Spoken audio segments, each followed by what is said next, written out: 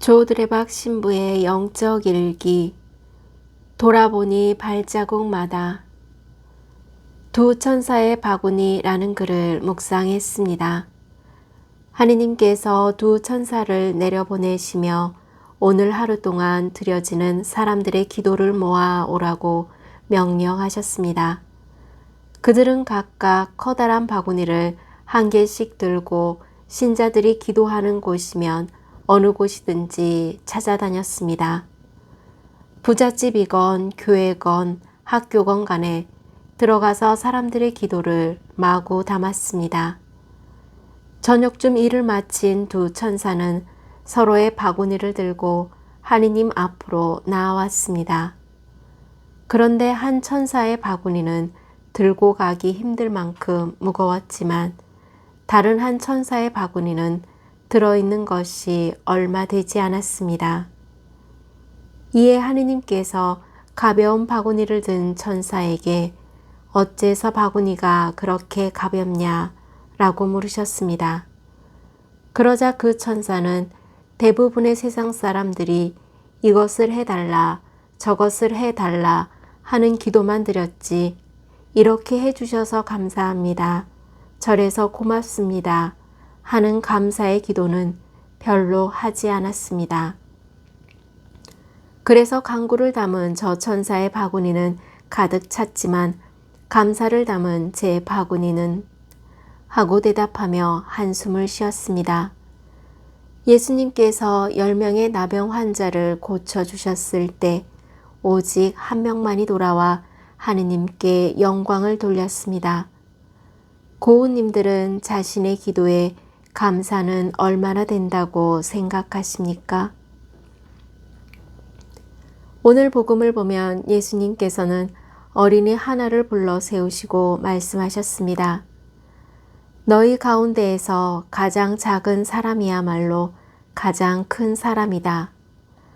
어린이는 사랑받는 존재입니다. 누가 그 어린이를 사랑합니까? 부모님이 사랑합니다. 어린이는 조용하면 사고치고 있는 것이고 엄마가 보이지 않으면 서럽게 웁니다. 그러기에 어린이는 무엇 하나 혼자 제대로 할 수 없는 나약한 존재입니다. 그런데 예수님께서는 저희에게 어린이처럼 되어라 라는 것입니다. 분명히 예수님의 이 말씀은 저희가 어린이처럼 나약해지라는 것이 아닙니다. 다만 나약한 존재임을 깨달으라는 것입니다. 그래서 저희가 나약하기에 귀찮을 정도로 하느님을 붙잡고 매달리면서 끊임없이 기도하며 하느님의 뜻을 찾아라 라는 것입니다. 다시 말하자면 입을 크게 벌려 하느님 어찌해야 합니까? 라고 하느님의 지혜를 청하며 기도해야 합니다. 그래서 예수님께서는 사랑하고 사랑받는 방법으로 섬기고 낮추라 라고 말씀하셨습니다. 누구든지 이 어린이처럼 자신을 낮추는 이가 하늘나라에서 가장 큰 사람이다. 결국 예수님 십자가 곁에는 예수님을 사랑하고 예수님께 사랑받은 사람만 남아 있었음을 기억합니다. 그래서 사랑하고 사랑받으면 두려움이 없어지는 것입니다. 아멘. 사랑하는 고운님들, 오늘은 하느님께서 어린이처럼 되어 살아가는 고운님들을 위해 보내주신 수호천사 기념일입니다. 시편 91장 11절에서 12절에 보면 이런 말씀이 있습니다. 그분께서 당신 천사들에게 명령하시어 내 모든 길에서 너를 지키게 하시리라. 행여 내 발이 돌에 차일세라.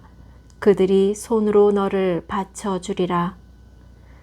그러면 91장 10절과 같은 일이 온답니다. 너에게는 불행이 닥치지 않고 재앙도 내 천막에는 다가오지 않으리라. 아멘. 이런 위대한 수호천사들의 보호 아래에 있는 동안 두려워할 것이 무엇이 있겠습니까? 다만 우리는 수호 천사들을 뒤따르고 그분들에게 매달리며 하늘에 계신 아버지의 보호 밑에 머무르는 은총이 있기를 바랍니다. 어느 시인이 고백한 시의 한 구절입니다. 돌아보니 발자국, 자국마다 모두 하느님의 은총이었네. 그래서 고운님들은 자신도 모르게 우리의 삶 안에서 수호 천사들을 만나고 있었던 것입니다. 저 두레박 사제도 수호 천사 역할을 하며 하느님의 영광이 몸과 마음이 아픈 고운님들과 간호하는 고운님들 그리고 고운님들의 자녀에게 주님의 치유와 회복의 은총으로 드러나기를 기도합니다. 아멘. 영적 일기를 마무리하면서 수호천사 기념일에 사랑하는 사람을 위해 3번 기도하는 날이 되시고 고운님들은 못하실 것이 없으신 주님의 이름을 부르며 치유와 회복의 은총을 누리시기를 주님의 이름으로 강복합니다. 아멘.